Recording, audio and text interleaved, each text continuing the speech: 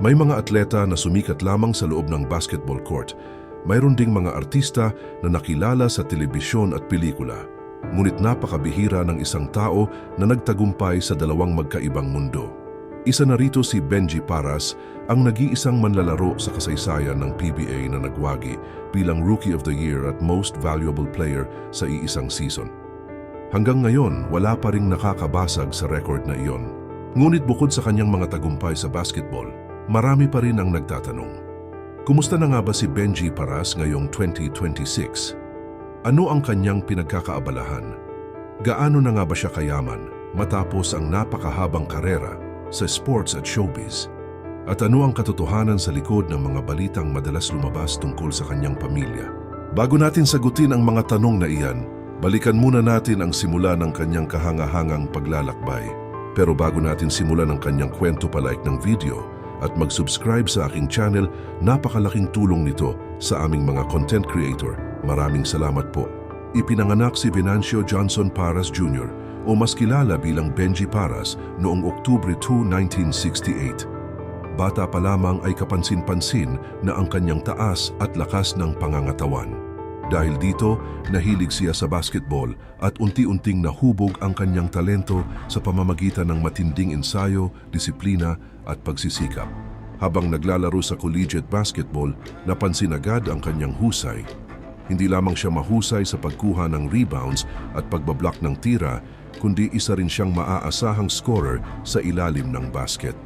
Dahil dito, hindi na nakapagtataka nang mapasama siya sa PBA at agad na makilala bilang isa sa pinakamahuhusay na rookie ng kanyang panahon. Sa kanyang unang season bilang professional, ipinakita niya ang kakaibang antas ng paglalaro. Habang ang ibang baguhang manlalaro ay nangangapa pa lamang, si Benji ay agad naging pangunahing sandigan ng kanyang koponan. Sa pagtatapos ng season, isinulat niya ang kasaysayan ng sabay niyang maiuwi ang Rookie of the Year at Most Valuable Player Awards. Isang record na nananatiling buhay hanggang ngayon. Dahil sa kanyang mga tagumpay, mabilis siyang naging isa sa pinakasikat na basketball players sa bansa. Dumami ang kanyang mga tagahanga at naging inspirasyon siya sa maraming kabataang nangangarap na maging profesional na atleta. Ngunit hindi lamang basketball ang nakalaan para sa kanya.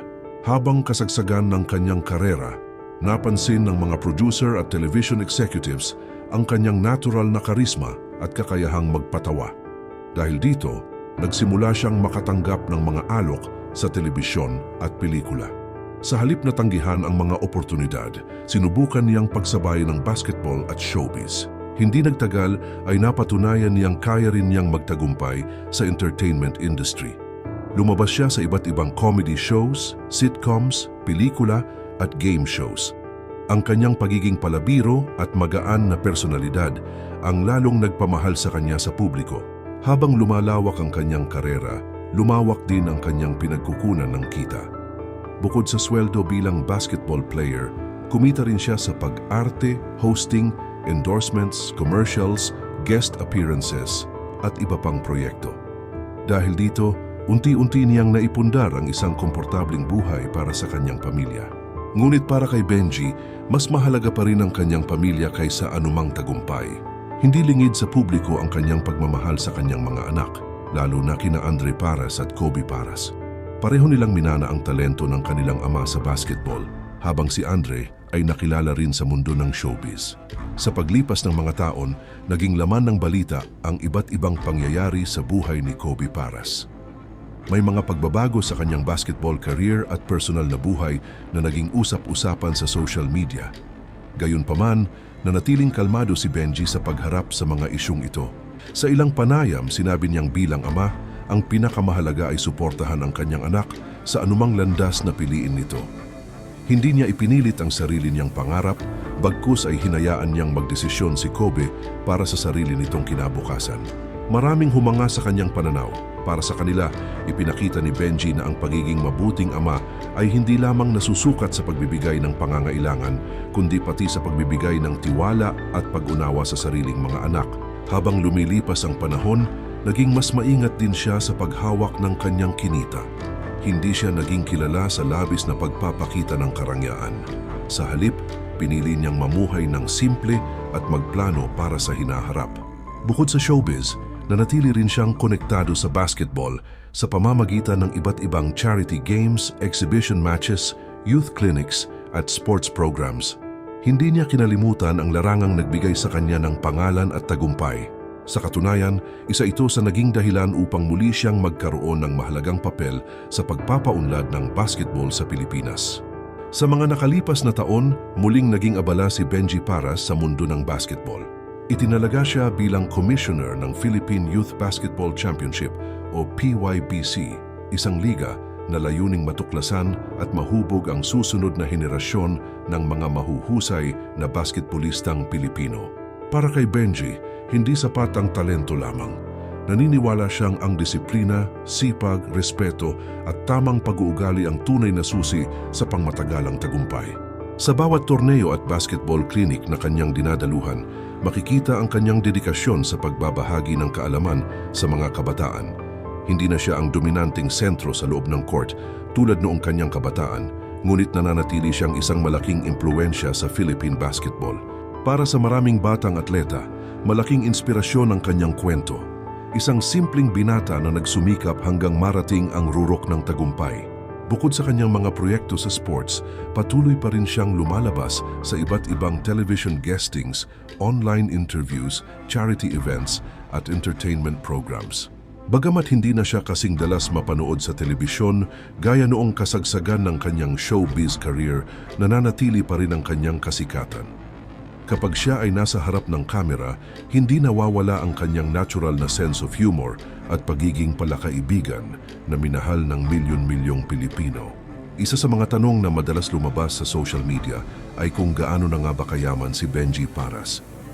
Bagamat wala siyang inilalabas na opisyal na detalye tungkol sa kanyang kabuuang yaman, malinaw na nakabuo siya ng matatag na pundasyong pinansyal mula sa kanyang mahabang karera sa basketball, pag-arte, hosting, endorsements, guest appearances at iba pang pinagkakakitaan.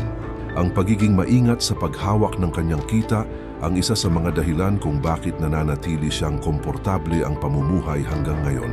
Sa halip na magpakitang gilas sa mamahaling sasakyan o magarbong ari-arian, mas pinili niyang mamuhay ng simple at ituon ang kanyang panahon sa pamilya at sa mga proyektong may positibong epekto sa komunidad. Marami ang naniniwalang ito ang isa sa mga sikreto kung bakit napanatili niya ang respeto ng publiko sa loob ng napakaraming taon. Sa usapin naman ng kanyang kalusugan, may mga pagkakataong kumakalat ang iba't ibang haka-haka sa social media. Ngunit sa kasalukuyan, walang kumpirmadong ulat na si Benji Paras ay dumaranas ng malubhang karamdaman. Patuloy siyang dumadalo sa mga pampublikong aktibidad, basketball events at iba't ibang espesyal na programa. Patunay na nananatili siyang aktibo sa kabila ng paglipas ng panahon. Kung babalikan ang kanyang naging buhay, masasabi nating isa siyang bihirang personalidad na nagtagumpay sa dalawang magkaibang industriya. Hindi lahat ng basketball player ay nagiging matagumpay sa showbiz at hindi rin lahat ng artista ay nagiging alamat sa sports. Ngunit nagawa ito ni Benji Paras sa pamamagitan ng sipag, dedikasyon at pagiging totoo sa kanyang sarili. Higit pa sa kanyang mga tropeyo at parangal, ang tunay na pamana ni Benji ay ang inspirasyong ibinibigay niya sa maraming Pilipino. Ipinakita niya na ang tagumpay ay hindi lamang nasusukat sa dami ng medalya, titulo o perang kinita. Mas mahalaga ang mabuting pangalan, ang pagmamahal sa pamilya at ang kakayahang magbigay ng inspirasyon sa susunod na henerasyon. Mula sa pagiging nag-iisang rookie MVP sa kasaysayan ng PBA hanggang sa pagiging matagumpay na artista, komedyante, host at ngayon ay mentor ng mga kabataang atleta, tunay na kahanga-hanga ang naging paglalakbay ni Benji Paras. Ang kanyang kwento ay nagpapatunay na ang isang tunay na kampeon ay hindi lamang nakikilala sa dami ng kanyang panalo, kundi sa paraan ng kanyang pagharap sa bawat hamon ng buhay.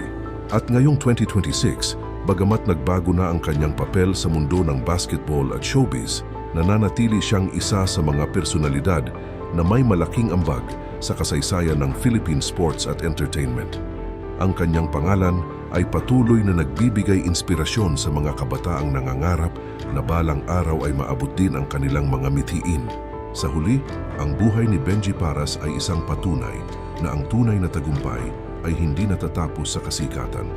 Ito ay nagpapatuloy sa bawat taong iyong natutulungan, sa bawat pangarap na iyong nabibigyan ng pag-asa, at sa bawat aral na iyong naiiwan para sa susunod na henerasyon.